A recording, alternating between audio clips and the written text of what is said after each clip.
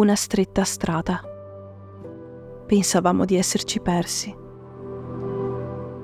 A un tratto, un ponte di barche.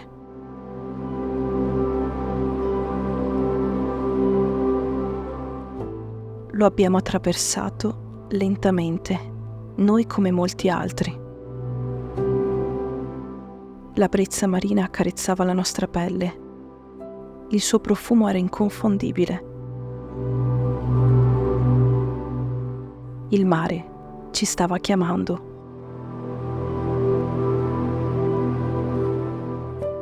E poi, poco dopo, eccola lì, la foce del Po di Goro.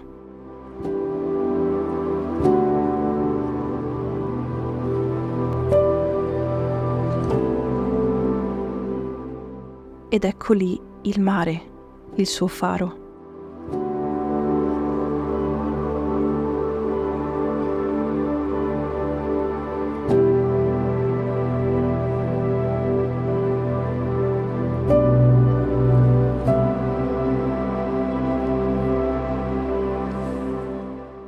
Guardiamo il sole abbassarsi verso l'orizzonte.